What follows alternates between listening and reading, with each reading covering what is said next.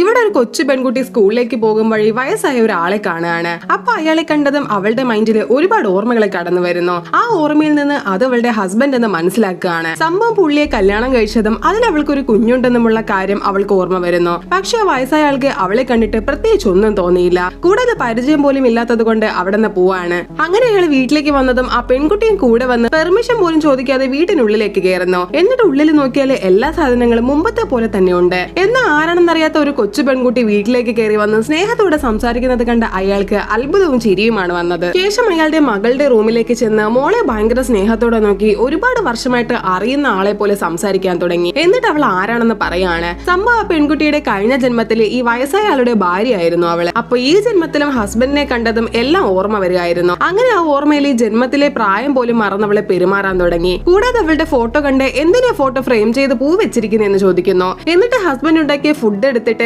എന്തായി ചെയ്ത് വെച്ചേക്കുന്നതെന്ന് ചോദിച്ച് കഴിഞ്ഞ ജന്മത്തിന്റെ ഓർമ്മയിൽ സംസാരിക്കുകയാണ്. അപ്പൊ ഇതൊക്കെ കണ്ട് കൺഫ്യൂസ് ആയി അച്ഛനും മകളും നോക്കി നിന്ന സമയത്ത് പെൺകുട്ടി പെട്ടെന്ന് സ്കൂൾ ടൈം ആയെന്നും പറഞ്ഞ് അവിടെ നിന്ന് പോവാണ്. എന്നിട്ട് ഈവനിങ് വീട്ടിലേക്ക് വന്നതും വീട് പൂട്ടിയിരിക്കുകയായിരുന്നു. അപ്പൊ കഴിഞ്ഞ ജന്മത്തിലെ ശീലം പോലെ തന്നെ കീ ചെടിച്ചിട്ടിയിൽ കാണുമെന്ന് മനസ്സിലാക്കി അവള് കീ എടുത്ത് വീട് ഓപ്പൺ ചെയ്ത് കയറുന്നു. എന്നിട്ട് ഫാമിലി ആൽബം ഒക്കെ എടുത്തു നോക്കി സന്തോഷിക്കുകയാണ്. ശേഷം ഹസ്ബൻഡിനെ കോൾ ചെയ്ത് അവരെപ്പോഴും മീറ്റ് ചെയ്യുന്ന സ്ഥലത്ത് വരാൻ പറയുന്നു. അപ്പൊ ചുമ്മാ ആ സ്ഥലത്തേക്ക് പോയി നോക്കാന്ന് വിചാരിച്ച് ഹസ്ബൻഡ് ചെന്നതും പുള്ളിയുടെ വൈഫ് പണ്ട് സ്ഥിരം നിൽക്കുന്ന സ്ഥലത്ത് നിന്ന് എങ്ങനെ ആംഗ്യം കാണിച്ച് വഴക്ക് പറയുന്നോ അതുപോലെ നിന്ന് വഴക്ക് പറയുന്നു. ഇത് കണ്ട് അയാൾ കുട്ടി പറഞ്ഞതെല്ലാം സത്യമാണെന്ന് മനസ്സിലാക്കി ഞെട്ടുകയാണ്.